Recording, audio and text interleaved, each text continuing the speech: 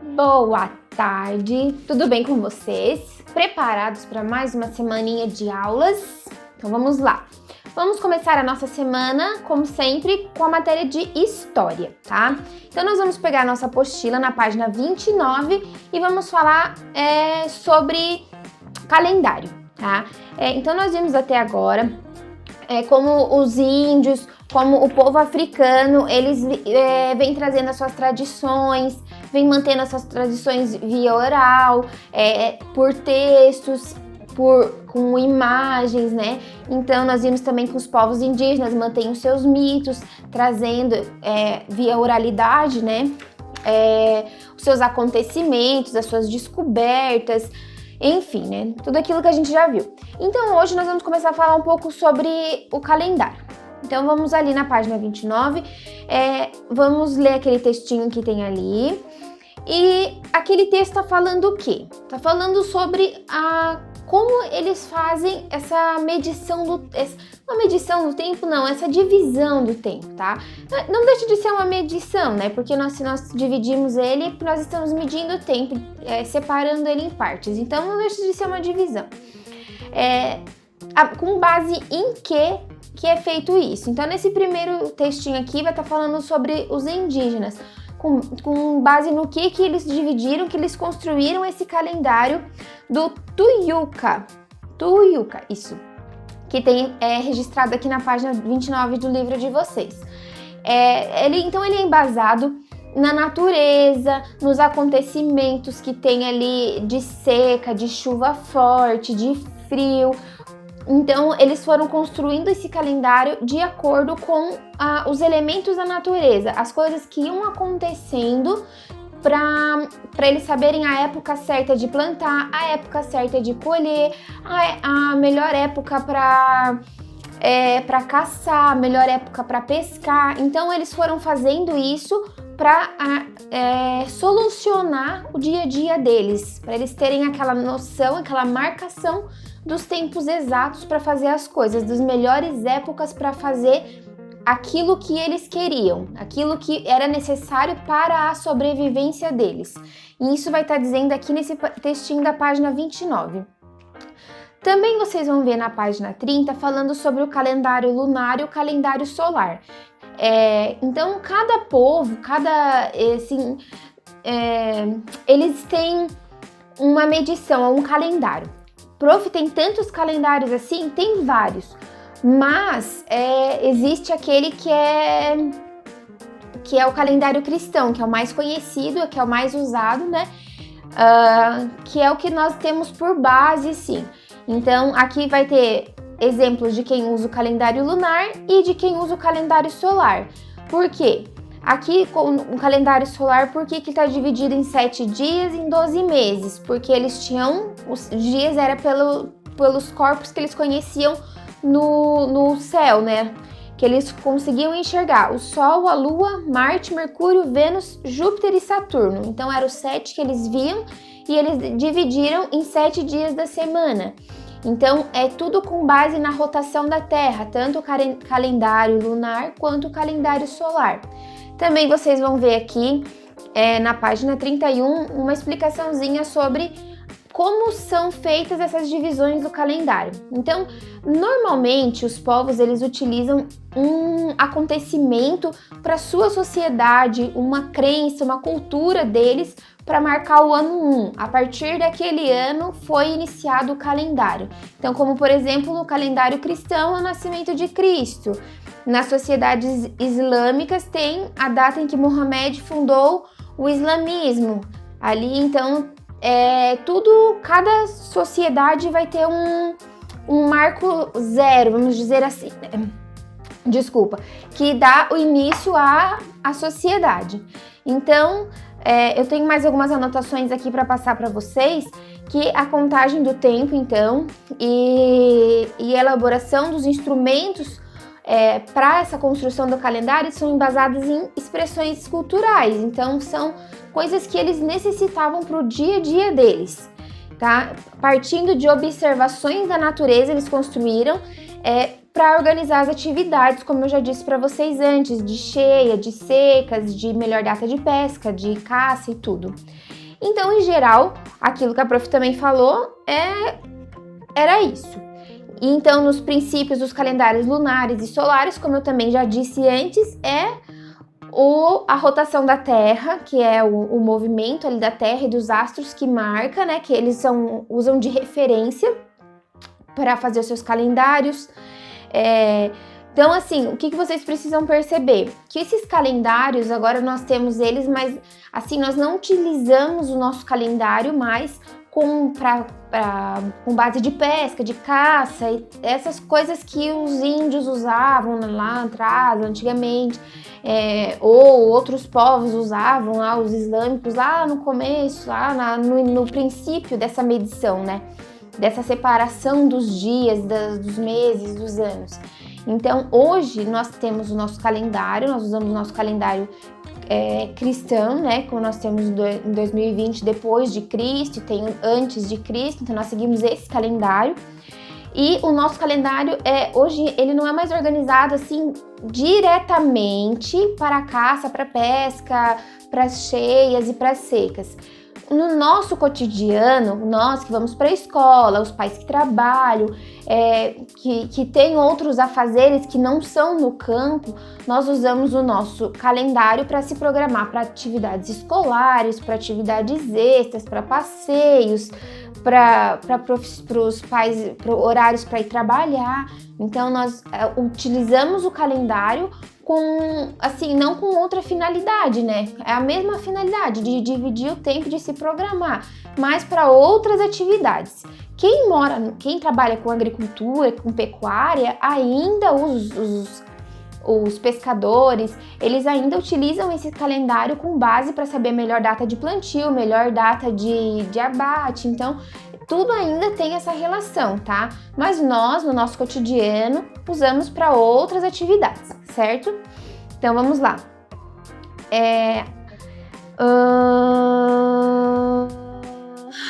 Deixa eu só achar aqui onde que eu tava. As sociedades islâmicas, então, elas utilizam um calendário lunar e a sociedade chinesa utiliza o calendário lunisolar. Então, assim, são dois calendários diferentes. Então, quando o calendário gregoriano marcar o ano de 2020, não o nosso, tá? O gregoriano marcar o ano de 2020, por exemplo, para os países islâmicos, vai corresponder ao ano de 1441. E já para a China, vai ser o ano de 4718. Tá? Então, eles tiveram datas diferentes para marcar o início ali. Quem não acredita na vinda de Cristo também tem o calendário já conta lá desde antes. Então, são vários marcos para iniciar o calendário, tá? Então, nós temos como base eventos importantes para a sociedade que nós fazemos parte para começar esses calendários, né? Então, como está escrito lá atrás, já lá na apostila, que dos muçulmanos, né? Marcaram o ano 1 ali quando Muhammad, com a fuga do Muhammad. E para os cristãos é o calendário cristão, que é o mais usado, é o calendário referência para o calendário civil, tá bom? Então, vocês vão fazer as atividadezinhas de vocês ali da página 31. Ali na página 32 vai ter um calendário para vocês observarem. Na página 33 também tem uma atividade e vocês vão fazer elas. Na página 34, vocês vão utilizar o material de apoio. Vocês vão encontrar essas pecinhas aqui lá atrás, que é esse daqui dos dias, esse dos meses e esse aqui da data. Então, vocês vão fixar eles em uma cartolina ou um material mais fixo, né, mais durinho. Vão fixar em alguma coisa, né, em uma outra folha. Assim, se vocês forem fixar com alguma coisa perfurante, cuidado, tá? Mas tem que ser de alguma coisa de modo que eles vão girar, então não dá pra colar. E aí vocês vão colocar aqui no início do jacaré. O jacaré é o dia 1. Ali vocês vão ver isso lá na página 34, tá? Dia 1 do mês 1. Então vocês vão fixar assim um do ladinho do outro e a data. Vai ficar aqui em cima. E aí vocês vão girando o jacaré, o crânio, o movimento, o macaco, e vocês vão girando. Nesse calendário aqui que nós estamos utilizando, ele tem 20 dias e 13 meses, tá? Então, vocês vão perceber que ele é bem diferente do nosso, porque o nosso calendário tem entre 30 e 31 dias, fevereiro tem 28, às vezes 29 e só 12 meses. Então, vocês vão fazer esse calendário aqui para entender um pouquinho melhor ele também, tá? E de história era só isso por agora, gente. Então, vamos agora mudar de matéria, tá bom?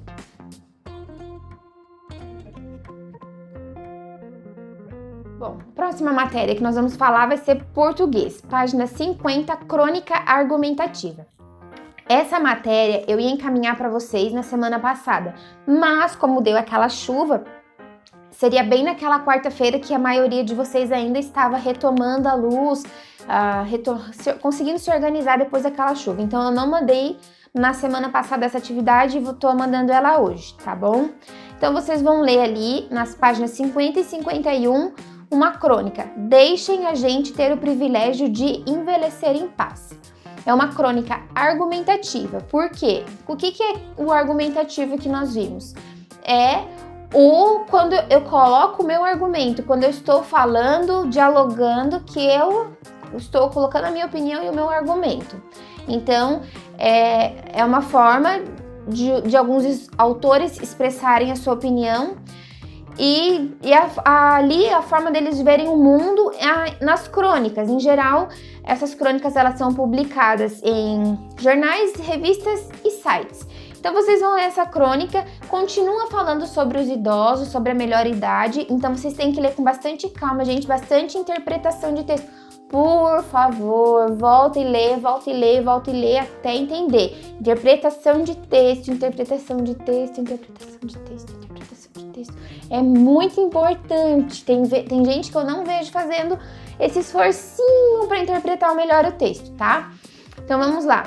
Vocês vão ler esse texto, é um texto bem legal, onde a autora coloca um acontecimento da infância dela, onde ela conta um fato ali, onde ela ficou abismada com a forma como disseram para ela do agora, de que agora, quando eu termino de falar a palavra agora, esse agora já tá no passado. Então, vocês vão ver que ela é uma crônica bem profunda, uma coisa bem que deixar o velho, a gente envelhecer em paz. Então, por quê? Porque tem gente que cobra muito do idoso sem conhecer, sem entender por que ele tá assim. Tem que entender que envelhecer tem coisas boas e tem as coisas ruins, porque dói, tem as dores crônicas, tem aquele cansaço, tem o preconceito e as pessoas ainda pressionam. Então leiam com bastante calma, com bastante paciência para fazer uma interpretação clara e objetiva, tá bom? Vocês vão ler aqui vão ver que tem palavras, procurem no dicionário palavras que vocês não conhecerem, tá? Para vocês conseguirem responder, certo? Vocês vão ver que como que ela entende o envelhecimento, se ela entende como uma coisa boa, uma coisa ruim. Vocês vão ver quando ela fala a gente, o que ela se refere com a gente? Com os idosos, ela se coloca nesse grupo, porque eu vou envelhecer, vocês vão envelhecer, a mamãe e o papai vão envelhecer, tá? Os nossos irmãos, todos vamos envelhecer, então a gente vai envelhecer, a gente tem o direito de envelhecer em paz, tá? E ela coloca ali a forma verbal deixem, tá? Deixem envelhecer em paz, né? Deixem a gente envelhecer em paz. Quem é esse deixem? Por que as pessoas não deixam? O que é? A quem ela se refere? A todo mundo, gente, a todo mundo, porque existe muita pressão sobre os idosos, né? Então vocês vão ler, vão responder, vocês vão ver ali que tem um diálogo entre a menina e uma outra pessoa que está contando uma história para ela. Vocês vão ver ali o que é surreal. Vocês vão pesquisar no dicionário para descobrir o que é surreal para poder responder essa questão. E aí vocês vão ver que ela fala que ela não quer ser uma boa menina, ela queria ser a Emília do sítio do Emília do Monteiro Lobato, desculpa. Então, Por que ela queria ser a Emília? Porque a Emília é uma menina teimosa, uma menina insistente. Existe uma diferença entre uma pessoa teimosa e uma pessoa desobediente, uma pessoa questionadora. Uma pessoa questionadora e uma pessoa desobediente. Ela queria ser a Emília por quê? Porque a Emília era questionadora. A Emília não estava querendo ser desobediente, ser desrespeitosa. A Emília queria indagar. Ela queria entender por que ela tinha que seguir aquela regra. Por que aquela regra era importante para ela seguir? O que diferença aquilo ia fazer? Se ia ser uma coisa boa, ok, ela ia fazer numa boa. Se não, ela ia continuar questionando. Então a Emília, ela era uma pessoa questionadora, ela não era desobediente. E essa é a intenção da autora. Ela não queria ser uma boa menina, ela queria ser aquela que questiona, que tem a liberdade de questionar. Porque às vezes a gente questiona e já vem, não seja desobediente, não pergunta, não responde. Então, essa era a intenção dela ao dizer isso, certo, gente? Então, ela não tem medo do envelhecimento, ela só tem medo de que ela se deixe levar da juventude dela, que ela se deixe perder a juventude dela com medo de envelhecer. É isso que ela coloca no texto o tempo todo, que as pessoas têm medo do envelhecimento, as pessoas se mascaram, elas fazem cirurgias, elas se transvestem assim com roupas, com maquiagens, elas escondem quem eles são, eles querem ter 30 parecer ter 30 sendo que eles têm 50, 60, então eles estão fingindo, é isso que ela coloca também no texto, essa busca das pessoas por fantasiar a idade deles, o medo de envelhecer. Então ela também coloca que apesar de o envelhecimento ser uma fase natural, é uma coisa que traz dor, a dor não é um privilégio, a dor não faz parte, não deveria fazer parte dessa fase, né? Ela não é uma doença, né? Então, é preciso, então, preservar a elegância e cultivar o bom humor dos idosos, mesmo com toda essa dificuldade que eles encontram, tá bom? Então, vocês vão ver que a crônica, então, na página 54, vocês vão ler, tem um textinho ali que explica. Ela é o quê? Fatos do dia a dia, eles são a matéria-prima para construir crônicas. E as crônicas são textos normalmente curtos que trazem esses acontecimentos, às vezes do dia a dia do próprio autor, tá? Então, umas se assemelham a um conto, que é um pouco mais extenso, por serem estruturadas de forma de narrativa, enquanto outras são mais reflexivas, como essa daqui, analisando questões sociais que dizem respeito a todos. Então, aqui eles fazem isso, tá? Ele tá analisando uma questão social que é dos idosos, que nós já estamos vendo já alguns textos atrás, já começamos a falar sobre esse assunto, certo? E aí ali na página 55 nós vamos falar de modo indicativo do pretérito. É bem fácil, vocês vão conseguir entender bem fácil, certo? Pretérito perfeito e pretérito imperfeito, nós vamos falar agora.